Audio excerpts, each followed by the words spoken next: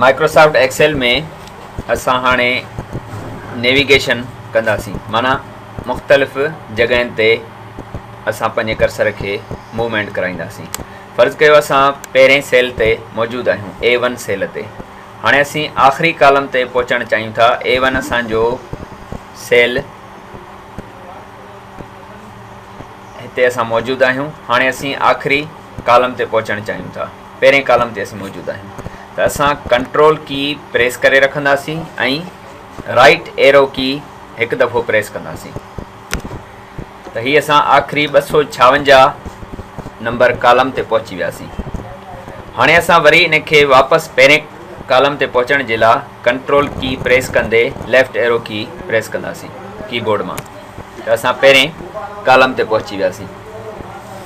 हाणे असां आख़िरी रो ताईं पहुचण जे लाइ कंट्रोल ऐं डाउन एरो की दॿाईंदासीं त असां 65,536 कॉलम रो ते पहुची वेंदासीं।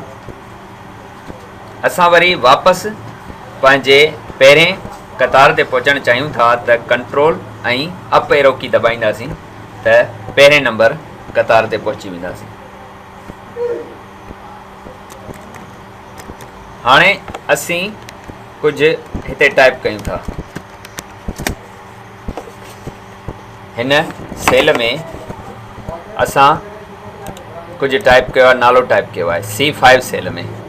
हाणे तव्हां ॾिसी रहिया आहियो त जेको लिखाई आहे, कंटेंट जेको असां लिखियो आहे नालो आफ़ताब अहमद, उहो ॿिए सेल में बि दाख़िल थी वियो आहे। हालांकि आहे हिकु सेल में, पर उन जो कुझु हिसो वरी ॿिए में बि नज़र अची रहियो आहे। हाणे असां इन खे सेल खे वॾो हितां कंदासीं। हिते माउस खे क्लिक कंदे पोइ हिन खे ड्रैग कयो साॼे पासे त हीउ सेल असांजो वॾो थी वेंदो। हाणे असां वाज़े नमूने ॾिसी रहिया आहियूं त असांजो जेको नालो आहे सिर्फ़ु हिक ई सेल में आहे। पहिरीं असांखे महसूसु पिए थियो त ॿिनि सेलनि में आहे, हालांकि ईअं कोन हो, रुॻो नज़र पिए आयो, पर टाइप थियल हिकिड़े ई सेल में हो। अच्छा, हाणे जेकॾहिं असीं इंटर कयूं था, ॿियो नालो था लिखूं या कास्ट था लिखूं त उहो ॿिए सेल में अची वेंदो। हीउ जेको सूमरो कास्ट लिखियलु आहे उहा C6 सेल में आहे ऐं नालो जेको आहे उहो C5 सेल में आहे।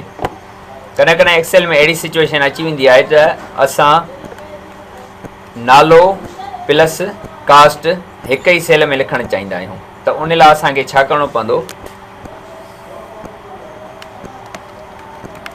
ज़ाहिद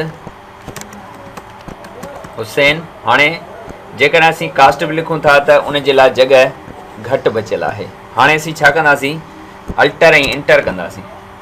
अल्टर की प्रेस करे पोइ इंटर की दॿाईंदासीं त उन ई सेल में असां कास्ट बि लिखी सघूं था। हाणे जीअं इंटर कंदासीं तव्हां ॾिसी रहिया आहियो त नालो प्लस ज़ात हिक ई सेल में आई आहे ऐं एक्सेल ऑटोमेटिकली उन सेल जी जेका विड्थ आहे, वेकर आहे, उहा वधाए छॾी आहे। अहिड़े नमूने असां हिन एक्सेल में कमु कंदा आहियूं त जीअं असांखे आसानी थिए।